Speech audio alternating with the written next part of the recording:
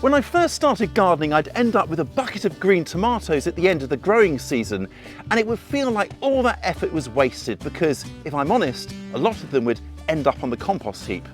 But nowadays I use a clever trick to ripen these guys here into lovely red, ripe tomatoes. So let me show you how a cardboard box, a banana, and some carefully chosen spots around my house can transform these into total deliciousness. Now, before we get on and ripen our green tomatoes, we're going to be sorting them because not every green tomato is created equal. I've got a good selection of tomatoes here to show you the kind of range of ripeness that we're going to be working with today. So let's hold up this bunch here and you can see these ones are obviously almost ripe, and then right down to these ones that are quite green but have a good splodge of colour on them. These are our star candidates because they're almost there. And then there are our greener tomatoes, but you can see here this is a pale green, so this is probably highly likely to ripen. This is what we call a mature green tomato, and that's because it's got everything on board that it needs to ripen fully, including those all-important sugars. All it needs is a little bit of warmth and time. Here's another one here. It's got the ever so slightest hint of colour there, so we know this one's good. But if we take a look at this one here, it's a slightly darker green, but it's absolutely rock hard there. So this one is unlikely to ripen no matter how much green-fingered and thumbed trickery that we throw at it.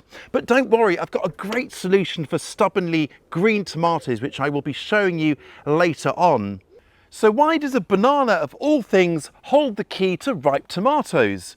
Well, the secret lies in a gas it emits called ethylene. As the fruit starts to ripen, it releases small amounts of this gas, which signal to fruits nearby to also start ripening. Tomatoes also emit ethylene gas, but bananas, as well as apples for that matter, so you can use whichever you have to hand, are absolute powerhouses of the stuff. So the trick is we can shut some of these in with our underripe tomatoes in somewhere confined like a box, and then concentrate that gas and send our tomatoes into ripening overdrive. And this banana ripening trick is perfect whether you're facing a glut of tomatoes at the end of the season as temperatures start to get chilly, or perhaps you're facing a truly awful onset of tomato blight, which can hammer down your tomatoes within a matter of days. This is a great way to save those tomatoes and make sure you get at least something. Okay then, let's crack on with it. So I've got myself a nice shallow cardboard box here. Any kind of little tray or shelf that you can enclose would be fine. And then I'm going to line the bottom with some newspaper like that. And now for our tomatoes. They can go separately or just on the vine like this, and try and lay them across the bottom so they aren't touching. On the vine like this, they're naturally spread out, so we're all good. And I'll put some of the more ripe ones in as well. Now I'm putting them so the stalky bit is on top of the newspaper like that, and they're sort of facing up. Beautiful. Spread them out across the bottom, and then once we've done that, I can add my key ingredient, the banana. Just nestle that in, and then just fold up the flaps like this to get it partly enclosed. It doesn't have to be perfectly enclosed. The idea is just to slow down the loss of the ethylene gas and trap more of it in the box. Right, we now need to find a suitable place for this indoors. The important thing is that we're just finding somewhere relatively warm for our tomatoes. Now, contrary to popular belief, tomatoes do not need somewhere in direct sunshine to ripen. It's warmth that is doing the heavy lifting here.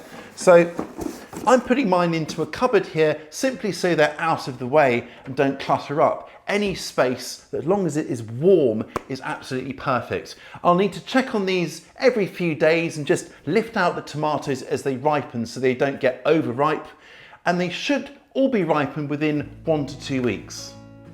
But what if you've ended up with an absolute mountain of green tomatoes? Well, the same principle applies. We just need to tweak it slightly and it can be scaled up. And there are two options here. The first is that we can take each fruit and individually wrap it up in newspaper or paper before then putting each one into a box or crate. And then the other option is just to lay a cardboard box with newspaper again across the bottom, and then lay our tomatoes in layers in between newspaper. This way we don't have to wrap each individual fruit, but they're still somewhat separated so that if one tomato goes a bit bad and dodgy, it shouldn't just run straight through and infect the others. But do try and keep the tomatoes nicely spaced still. There we go, next layer.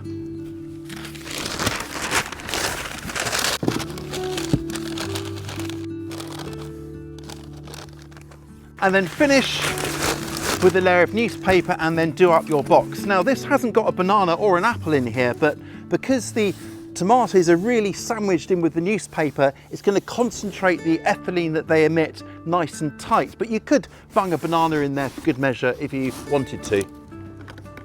Another option could be to lay your tomatoes out individually into egg cartons like this. That'll keep them nicely separated and nicely enclosed to ripen in little batches. And if you have got genuinely more than you can manage at once, well, just stagger things. Keep some of your tomatoes in a cooler place, such as an outbuilding, shed or garage, for example.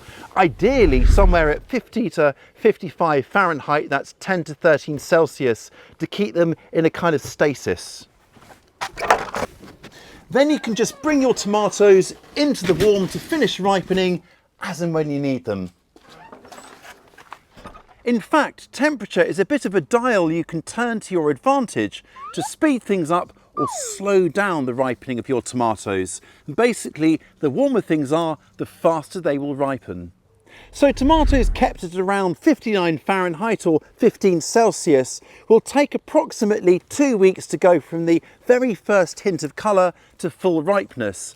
Whereas those same tomatoes kept at around 77 Fahrenheit, which is 25 Celsius, will take half that time. Just don't be tempted to push things too far and make it too hot, or put them somewhere really consistently warm, such as an airing cupboard, for example. This might cause uneven ripening, shriveled skins, and can make things turn a bit soft and potentially rotten as well. Slow and steady wins the race here, and is the secret behind lovely firm tomatoes that don't go all soft, gooey and mushy. By the way, tomatoes are one of just hundreds of different plants that you can drop into your garden plan. And back to these stubbornly hard green tomatoes, and if we slice one in half, there we go. You can see that the interior here is really dense, almost like an apple, and there's very, very little gel indeed around the seeds. This tomato was never going to ripen. But if you've got quite a few of these to use up, please don't despair, because here comes a brilliantly quick and easy way to use them up. Now, we've all seen fried green tomatoes before, and I'll link to a couple of our previous videos that cover making that in the description below. And my goodness, it's so worth trying those because they are so delicious. But today we're going to do something a little bit different and even quicker. These are griddled green tomatoes on whipped feta with a honey and chili drizzle, and they only take about 10 minutes to make. So let's start by slicing up our tomatoes into 1/4 inch or 1/2 centimetre deep rounds. So I've oiled my pan here, my griddle pan, with a little bit of extra virgin olive oil, and I'm going to lightly season my slices here and then pop them into the pan, and they'll get this lovely charring and kind of striation marks across them as they soften up in there. Okay, while those are sizzling away, I'll carefully move it over there. And now we're going to make our whipped feta, and for this I'm just going to drop in a block of, would you believe it, feta cheese into our blender, and then to help it kind of get a bit liquidy and whip it up, in goes a couple of tablespoons of Greek or Greek style yogurt like that. Now, I'm no chef, but I reckon what also would go well with this is just a little pinch of salt and some lemon. So some salt, and I'm going to do 1/2 a lemon juice of 1/2 a lemon, and I'm going to zest in some of the actual skin as well, bit of rind. And then for good measure, a little oomph like that of our extra virgin olive oil. Get the lid on and give it all a whiz up.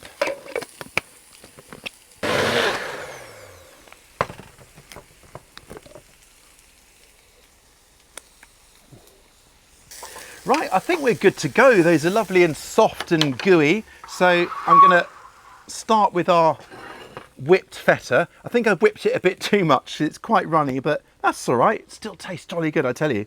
Put that on, and then on go our fried tomatoes. And then next up, a teaspoon of local honey just drizzled all over. Look at that. Whoa. And then as many or as few chili flakes as you desire.